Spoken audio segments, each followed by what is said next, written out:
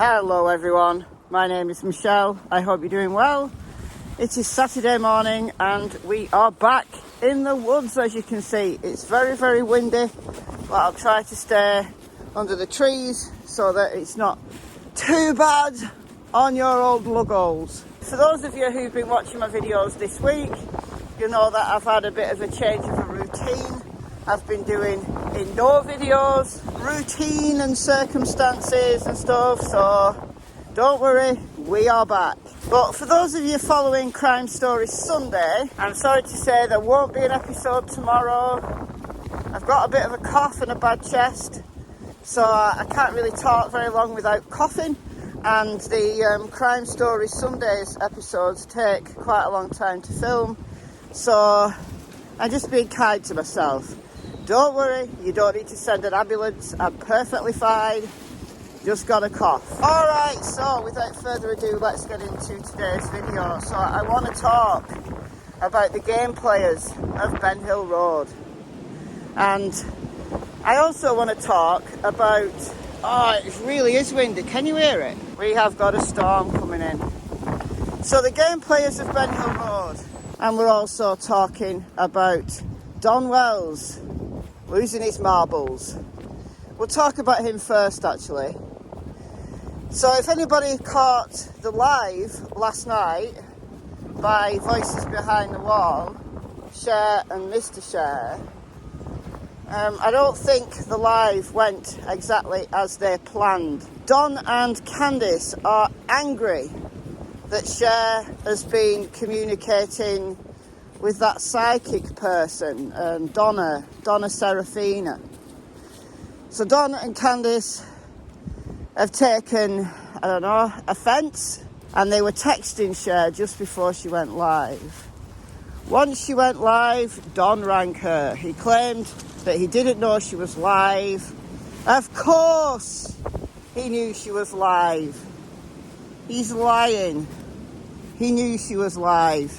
She'd had that live scheduled. I'd put my reminder on.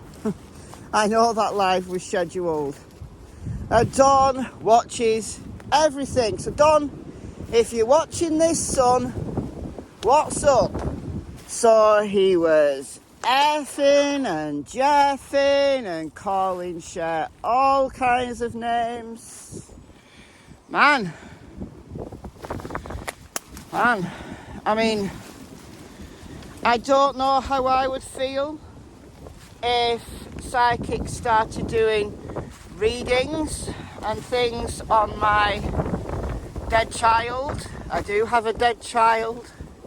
He was an adult when he died, but he's still my child. I honestly don't know how I would feel. Honestly, I don't think I'd be happy. I really don't.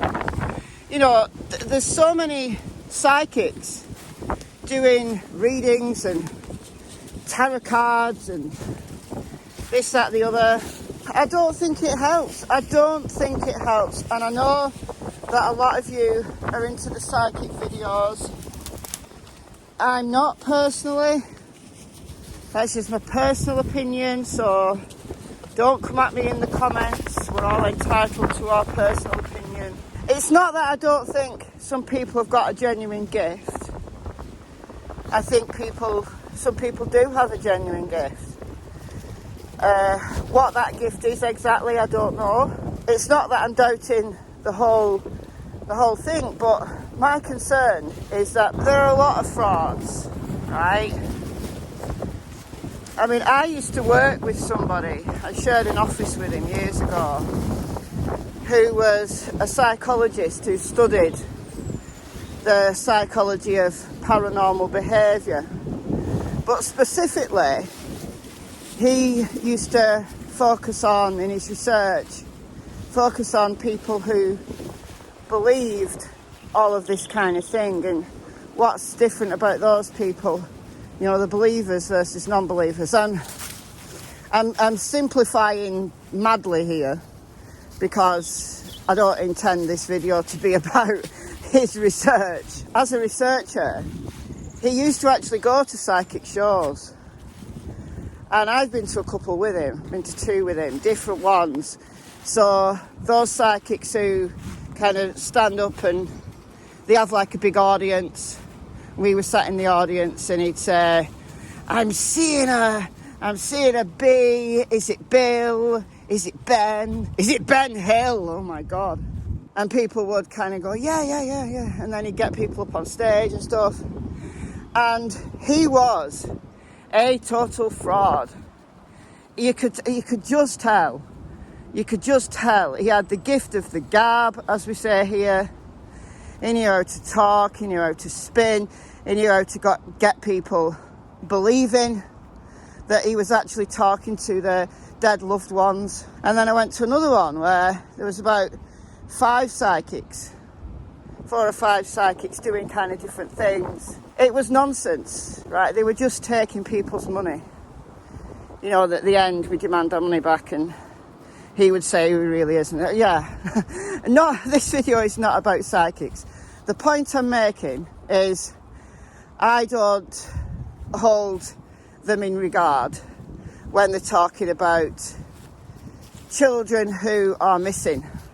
Children who may or may not have passed over. And I know a lot of you follow the psychics, and some of them, you know, you think they're better than others, but, you know, I heard one yesterday. Jodie Sue talked about this one in her Facebook Live yesterday. There's one who the cards have said Jodie Sue's son killed Summer by running her over in the red truck, the infamous red truck. Come on now. Look guys, today I don't even have the energy to dispel that one. I think it's ridiculous. There would be evidence. Have you ever seen the results of a road traffic accident? I have, guys. I've been to identify a body who was killed through a road traffic accident. It's a mess. And no, it doesn't mean to say that the body is all crumpled and battered and bruised and unidentifiable. No. But I also saw the crime scene. I went to visit the crime scene. And although they'd washed away the blood and the fluid that was leaking from underneath the vehicle, which in part was the thing that caught the guy. But there was damage to the vehicle. There was evidence all over the road. There's swerve marks, skid marks, as well as fluids from the deceased person. And I'm not just talking about blood. So I know what I'm talking about here, guys. And if Summer had been hit by a vehicle, whether it's Jodie Sue's son or anyone else, there would have been evidence, I promise you of that. So to be fair, I understand Donald's and Candice's upset. But he's creating a problem for himself by letting that anger out on YouTube. He's creating a problem for himself. He's showing his cards, so to speak. And it's no wonder that Don and Candice are losing their minds. You know, if they are completely innocent, then this must be 7 months of absolute hell with all of the people accusing them, including me. I've made videos when I believed that they'd sold Summer. I made a lot of videos. It's still on the table, you know. If they are not innocent, then the stress is going to be just as great. Their minds are going to be just as twisted, because not only have they lost their daughter, they've also got now the threat of going to jail. And I think part of the reason why Don is so het up is because he's got caught soon. He's got caught for his DUI and his probation violation on the 7th of February. It's also Summer's birthday on the 4th of February. Little Summer Wells will be 6 years old. So it's a really difficult time for them. But knowing that the person that you're ringing is live, come on, Don. Keep it together, son. And I'm saying this as one parent to another who's lost a child. Come on, son. You can rise above it. Don't listen. Don't listen, don't watch. That's my advice to you. Now, in fairness, once Don said, "Are you live?" And he said he didn't know, whatever he said. She took the phone away, so we couldn't hear. And Mr. Share carried on with the live. So, in fairness to Share, the vast majority of that conversation was not broadcast. Share's dad got involved.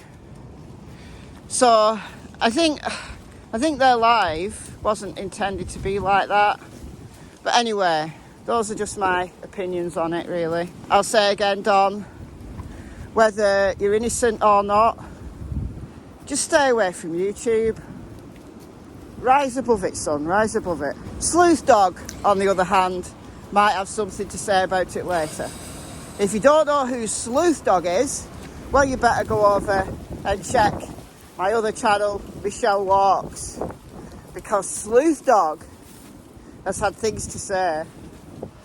Things to say about the nonsense that Fred Hill, Don's neighbour, has been spouting. A lot of what he said to Ziggy went unnoticed, to be honest, but once this guy from Skyline News, whoever that is, don't see it as being a terribly reputable news organisation, to be honest with you. People are believing Fred Hill, can you believe that? The guy's a joker. And I can understand, I can understand how peed off the residents of Ben Hill Road have been about this utter debacle. The circus that's been created by the Wells, before they got the management team, who I assume is not going to be very happy with them today. Before they got them, Don was on YouTube like almost nightly, ranting and raving. Not so much these days. But again, rise above it, Don. But the neighbours who, you know, have watched this all unfold and who've been watching YouTube all of this time are now prepared to talk. And here I'm talking about Fred Hill and his wife. The guy, Skylink, whatever it's called, Skynet. Is that from the Terminator? Skyline! There's the one. From Skyline. Hasn't named Fred Hill, but dearie me, what a palaver that's created. There's people all over the internet now saying that Don told this young man, Fred's not that young, 3 hours after Summer disappeared, he was talking a load of nonsense and wasn't even concerned about Summer. And we've got this new guy now to discover, find things out about. Haskell Rhines, the dog napper. Fred, at the beginning of Ziggy's interview, said that, he didn't know Don very well and perhaps Don had only been to his place 15 times in the 15 years that he's lived there at Ben Hill Road. But yet Fred seems to know an awful lot. And Don, a few days before Summer disappeared, was sitting in Fred's drive, coking up, not wanting Candice to know, with Haskell's dog. What? So Fred's not helping. I can understand their disgruntlement. I can understand them wanting to get some kind of revenge. But doing it this way, doing it anyway, is just childish. You have the option of turning off social media. And no, I understand you don't have the option of turning off people who come with bullhorns or who come on motorbikes. You don't have that option. But don't give them what they want and they'll quickly go away. The more you talk, Fred, the more people will come. That really is all I've got to say, other than Poor Summer. Summer, who's very nearly 6, who's been missing over 7 months now, deserves so much better. Deserves so much better than pranks, made up stories about how she died. But I'm here reporting on what's going on. It is all relevant, guys. You know, if you're thinking, well, Michelle, you just add into the drama. No, I'm not. I'm painting a picture of what's going on in the lives of the people who've been the most directly affected by Summer's disappearance. It sheds a light into the lifestyle that the Wells were living, that the boys were subject to. You've got to remember, even if Summer never comes home, there are 3 little boys in CPS care who Don and Candice, I assume, want back. You know, they've been renovating the house supposedly to get the boys back. Well, behaviour like this I don't think goes down very well with the CPS. Some people have been saying, are the CPS gonna, you know, press charges for neglect or for whatever the boys have told them, if indeed they've told them stories of neglect. I don't know. We'll have to wait and see. I do get the sense, maybe I'm psychic, I do get the sense that arrests are coming. I do get a sense, you know, the spirits have told me. I get a sense that things are happening behind the scenes. I'm not psychic, guys. I did predict the day that my step-grandmother would die. She was in a hospice dying of cancer. This is just for you guys in the secret end of the video club. She was dying of cancer. She was literally on her deathbed. And every day that my mum and dad went to visit her, they went every evening to visit her, the staff would say, she's not got long. She's only got another day, 2 days, 4 days at the most. But this went on week after week, and she clung on and clung on and clung on. And I said to my mother, she will die on a Monday. And the first time I said that, I think it was a Tuesday or a Wednesday, my mum said, she's not going to last another week. I said, she'll die on a Monday. 4 Mondays came and went. And every Monday that went, my mum said, see, you're wrong. This one's Sunday night. This had gone on for 4 Sundays. This was the 5th Sunday. And in Sunday evening, I got this feeling, just this feeling that someone was there with me. And I said to my mum, David's here. I would have been, I don't know, 14 at the time. Something like that. I said, David's here. David was my step-grandma's dead husband, who'd been dead for several years. I said, David's here. He's here to take her. And I stayed up all night with David, with the presence of David. He was a very calming person in life. He was a very jovial person, kind person, and his presence was calming. At 4:50 a.m, 10 to 5 in the a.m, I just had a huge sense of relief.